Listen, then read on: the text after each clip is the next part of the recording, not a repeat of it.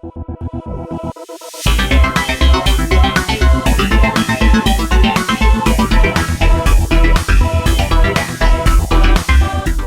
let's get started. So in this video I'm going to be going over the red, the yellow and the green cards from Glory. There's a lot of crazy stuff here, so one thing to note is that this time we are getting 9 cards in the middle of the month, not 3, 9.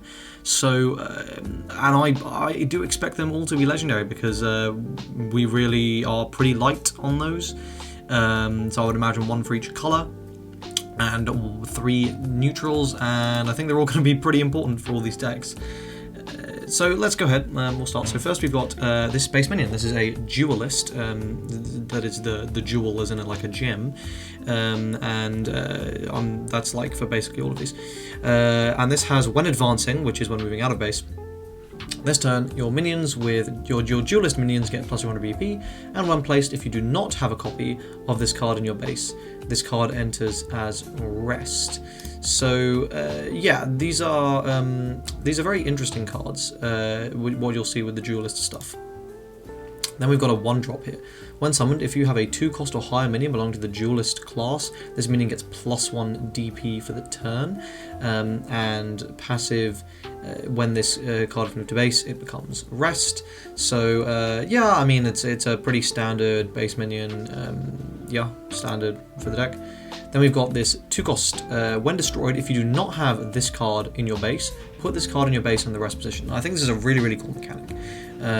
So yeah, this is it's I'm not 100% sure how good it's going to be honest, because it's quite novel, and pretty much every single duelist has this effect, where the first time you destroy it in the game, they get it back in the base. Obviously it's rest, but this does mean that moving something out of base really doesn't feel very bad at all. And obviously you say the first time for each game, but of course they can just simply move that copy out again next turn and use it again. So in that sense, it's actually quite a scary mechanic, and I think it's going to be quite good. Though to be fair, I could be totally wrong. Next we've got this 2-cost, which says when this minion attacks the player, draw a card. That's pretty nice. And it's when destroyed, the same effect to go to base. So I think this one's really good, actually, especially because you're not really scared of it being destroyed. You can just, move it out of base, chuck it in, get your draw. If it dies, whatever, it goes back to base. If it doesn't, cool. You just got a free damage. Then we've got the 3-cost, and this is a card that every one of these new decks has, and it looks pretty good. When summoned, you can search for your legendary spell and add it to your hand and shuffle your deck, and the standard when destroyed effect. So this will be a staple in the deck. Then we've got our 4-cost legend. This has charge. When attacking, you can move 1 mana with duelist other than this card into the field in the active state. That's really nice. I really like that. And when destroyed, if you do not have this card in your base, put this card in the base in the rest position. I'm a big fan of this card, actually. I think this is a really cool card. I think it's very fair for 4. You are getting really powerful ability that synergizes with the whole deck, so you can just crash something big in, it gets removed, goes into base, bring this out, swing with it, bring that big thing out again, and you're not worried about losing this because it'll just go back to base. Yeah, really cool. Then we've got our 5-cost new waifu, and it's actually very good. When summoned and when advancing, if you have a mana belonging to the duelist class on your base, deal X BP to one of your opponent's minions, where X is the number of mana belonging to the duelist class on your base. And the standard when destroyed. This is pretty crazy, to be honest. Like, you are very easily going to be getting 6-7 duelists, like very consistently, I think. So the fact that this is just going to be an on entry or a when advanced, deal 600, deal 500, it's going to start removing stuff very quickly, or certainly it's going to make stuff very susceptible to red's really quite good removal. So yeah, very powerful, and also massive honkers. Alright, now we've got some older deck support here. We've got Golem Legion. When summoned, if you chose Chimera as one of your forces, and a minion that is a Golem or a Legion has been destroyed this turn, put a copy of this card onto your field. So for 2, you just get 2/3/1s. That's really good. Really nice value. Synergizes really well with the Golem deck, I think, and I imagine you will be seeing this. Then we've got a Dwarf Legion. This has charge, and when summoned, if you chose Siren, you can move a mana with Dwarf or Legion to your field in the active state. And obviously, because you have Siren, this is going to give you a neutral mana to replace that. This is okay. Oh. Then we have got the this Dinosaur, 7-cost Epic Dinosaur. When summoned, if you control no other minions, you increase your movement by 2, which is pretty interesting. And then on your turn, whenever a minion card you control moves from mana to field, deal 500 BP to one minion for this turn. So I think this is actually quite good in the duelist deck, because you can imagine a really nice combo with that 5-cost epic, where you slam this down, you increase your movement by 2, you bring it out and it deals 500, then it deals another like 400, 500, 600 or something. So you just remove basically anything, and then you've still got movement to do other stuff with. Yeah, I think that's pretty good. And our 9-cost legendary, which is something else that every single deck will be getting. This is a giant. It has charge on your turn. The free cost of this card is reduced by 3 for each of your destroyed forces. So, you know, when you start losing the game, this will cost 6 and then 3. And as a passive, whenever this card is selected by your opponent's spell or effect, burn 1. That's actually quite good. That can actually be a really, really solid game finisher. The fact that it's a charger means you just slam it down. You can drive it into face. They try and remove it, or if they have to cast 2 spells on it, for example, you're burning. It's really quite threatening, and for 6 it's really, really good, and for 3 it's pretty broken. So yeah, I think a solid card. Then we've got some spell support here. So this is a duelist spell, and I think it's really good. If you have 1 or more duelist mana, put a duelist from minion from to the field from your mana.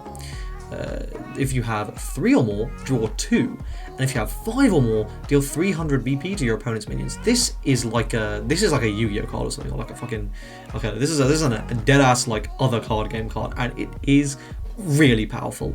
You know, this is worth it with just 3. With 5, it's just so valuable. This is going to be triggering your when advancing. This is going to be plussing you to hand. This is so good, and I'm really excited to try this deck out. Then we've got this 3-cost is main flash. I should say the other spell was main only. The red cost of this card can also be paid for with a mana with the Legion class, and you'll see this in plenty of others. Main flash, deal 300 BP to one opponent's minion and draw a card. This is okay. It's worth saying it's 2 red, so Kiron's only going to make it down to 2. This can be 1 with Kiron, which is pretty broken, to be honest. That for 1. This is okay.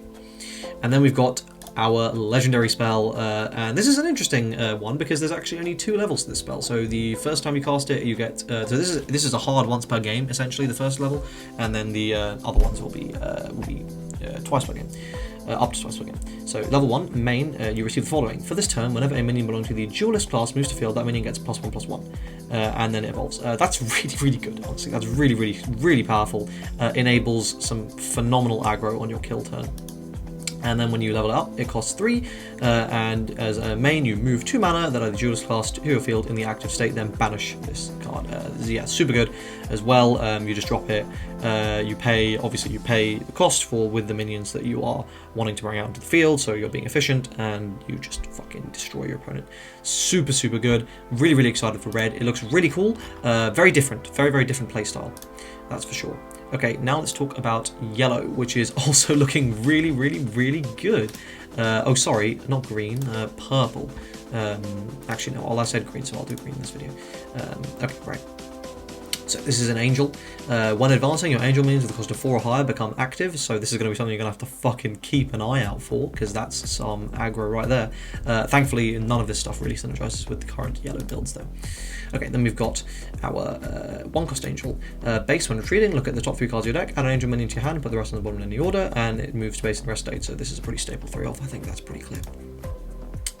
This is a 2-cost angel with Resurge. As a passive, if you have summoned an angel this turn, this card cannot be destroyed by effect or by battle. That's actually really nice. You know, getting a 2-cost that you can just with zero regrets immediately start charging into forces is actually really, really good. Of course, the fact that you have to summon something this turn does slow it a little bit, so it's not great on curve. It's not that it's not great, it's perfectly good on curve, it's just that you're not guaranteed to sort of, being able to Unga Bunga throw it in immediately. Whereas if you play it a little later on, you are. We've got this 3-cost Angel when summoned. You can search and reveal one Angelic Strike from your deck and add it to your hand, then shuffle your deck. And when advancing, at the end of a turn, all your mana becomes active. So this card is fucking ridiculous, as you might expect. It just goes, yeah, okay, I don't have to run Phoenix anymore because I have this. Wow. Okay, then we've got a 4-cost Angel Swoop. When attacking, if you have another Angel minion, this minion gains +1/+1, so it'll be a 5/2/4. That's pretty decent. Obviously, you can restand it with your base minion, so buff it even further. There are other Angel cards, by the way, which I won't be talking about in this video, but there is previous synergy here. Then we've got another 5-cost Angel Swooper. When attacking, if you control another Angel minion, return one minion with BP lower than this minion to the hand. So, you are only removing a 0, I believe, unless it means equal to or less than. You can remove a 1, which is okay. This doesn't seem particularly good though. Of course, if you're able to buff it, that's a different story. Then we've got a legendary Angel Swoop. When summoned, one of your Angel minions wins the battle regardless of BP this turn. That is a really, really cool effect. And then, if it's your turn, all your Angel minions will automatically win a battle instead. So I think this is actually a really, really, really cool effect. And yeah, I'm a big fan. How good will it be? Time will tell, but definitely really fucking cool. Okay, then we've got our Chimera Legion 2-cost. When retreating, if you chose Pegasus for this turn, one minion belonging to the Chimera or Legion class gets +2/+1. I mean, this is a straight buff to the yellow 2-drop deck. This is really quite nice. Being able to buff up your fucking your little Chimera tail thing, that's scary. That's really scary. Okay, then we've got a 6-cost Avian Legion. When summoned, if you chose Phoenix, choose one minion belonging to the Avian Legion class that enters the active state. I don't think this is particularly good. And then we've got a 2-cost Chad Dog. This is on your turn. Whenever this card is chosen by your effect, return a 5-cost or less minion your opponent controls to hand. This synergizes with a 2-cost deck. And it's a fucking dog, mate. It's a fucking dog with some books. Yeah, I'm a big fan. I'm a big fan of this card. I think it's really good. And then our 9-cost legendary Avian Swoop. On your turn, the 3 cost of this card is used by 3 future destroyed forces, and when summoned, bounce 2. This is, again, really, really solid. Especially when you're playing it for 6, just a hard bounce 2 is actually really, really, really powerful. And it swoops, so yikes. Dropping this on your opponent's turn is a bit crazy. Though obviously that's less likely to be for cheap, because of course you your 3 costs will not be reduced. I would say that you'd probably prefer this to Rita, to be honest. I think this is a better Rita in yellow. And then on mass spells, so this is the standard, can be played with Legion. Flash, return your opponent's attacking minion to hand. This is pretty solid. And the fact that you can splash into any Legion deck is quite nice. And Flash, return one of your Angel minions to your hand. If you do, return one opponent's minion to hand. I think this is also really, really nice, especially since half your shit fucking swoops. This just acts as a really, really solid removal spell. And then our 1-cost legendary spell. So main, give your player once per turn. When your Angel minion enters the field, choose one opponent's minion. It cannot attack, block, move for this turn. This effect does not stack, and it evolves. I think this is a really balanced spell. I think it's really good. I think it's really fair. And then your level 2 main, all your Angel minions enter the active state. Banish this card for 4. So again, very, very powerful, fair. It is quite expensive. It is dependent on having a board. It's not as if you can just bullshit cheese your opponent with this.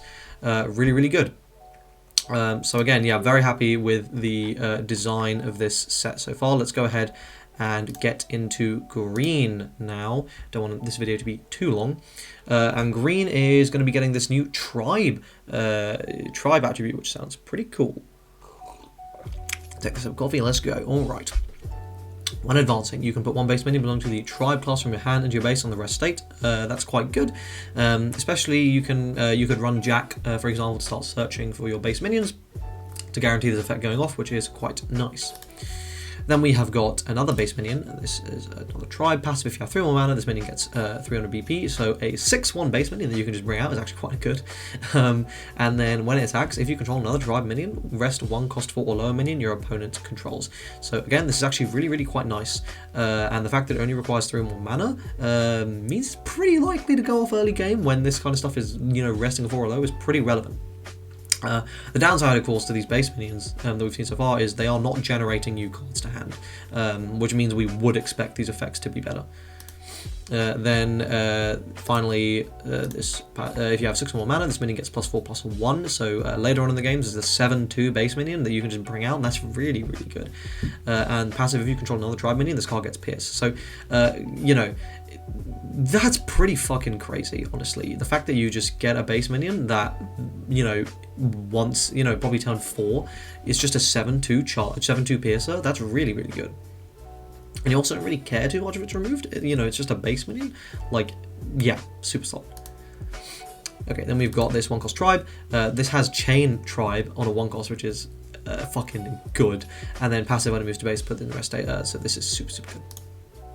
And then our 2-cost, when summoned, set your deck for 1 tribe base minion, put it into your hand and shuffle your deck. Another staple for the tribe deck. 3-cost, this will search for your spell, and when advancing, it will rest one of your opponent's minions, which is also quite nice. The furries have entered the chat. Class tribe, passive, this is your legendary. For each of your tribe mana, this minion gets +1/+1, so this thing is going to be fucking huge. I imagine this will be like an 8/4 or a 9/5 or something. And passive, if you control 2 other tribe minions, it gets Pierce, and on your turn, when your tribe moves from mana to field, put it in the active state. So yes, this card is really cool, but very susceptible to removal. But if your opponent does not remove it, they are going to get absolutely fucking destroyed by it. Next, Chestnut Stalk. This is a Treefolk Legion, so we're getting into the Legion cards here. This has Pierce. When summoned, if you have Orthros as one of your forces, put one of your opponent's minions in the rest state to each minion belonging to the Treefolk or Legion class you have on the field. This is a pretty solid effect, but I'm not confident it will happen that often. Then we've got Elf. So this is the Elf support. Anyone at the start of the game, like me, who was convinced that Elves would be a solid investment, F Mega. If you chose Minotaur, if you would pay the cost for an Elf or Legion field minion, this card can be used as 2 green mana. So again, not a bad card, but really not gonna make Elves viable. Then we've got a Beast, 5-cost. This turn, on your turn, all your Beast minions can be selected by card effects, and I think it also has Charge or something. This is actually not translated, so it's my bad. I should actually, let me quickly check if I can get that for you. It is Pierce, not Charge. Sorry, my bad. So Pierce, and all your Beast minions cannot be selected by card effects is really good. This is a solid buff to the Beast deck. However, Beast is obviously not that strong, and this is not going to make them super top tier.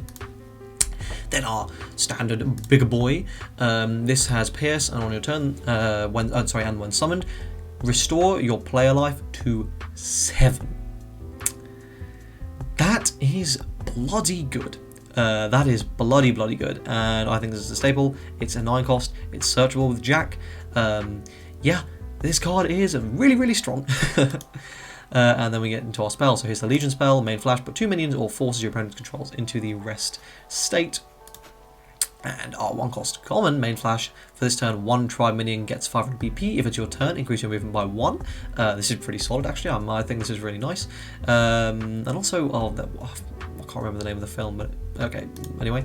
And then here's our legend spell. So main, give your player all your tribe minions can be destroyed or banished by your opponent's effects. This effect does not stack, and then you evolve it. So this is your once per game you're going to be able to get this skill, which is really nice. Basically only yellow and blue can interact at that point, or obviously blockers. And then the 4-cost for this turn, your tribe minions get +3/+1 and Pierce, banish this card. Oh boy! Wow, very powerful. Of course, if you can get both of these off in one turn, then yeah, that's probably game. Now, how good will the tribe deck be? I think Tree might end up being better still. I think, but I could be wrong. We will see. Anyway, that is it for this first reveal of all of the first half of the set. Please check out the next one. That should be posted tomorrow as the time you're seeing this. Hope you guys enjoyed this video today. If you did, please leave a like on the video. Please comment your thoughts on the cards, the attributes and all that stuff in the comment section down below. Please subscribe to the channel. I'd really like to get to 1,000 subscribers. I'd really appreciate it if you could help me do that. And please check the links in the description to Discords and all that kind of stuff. And I will see you in the next video. Cheers.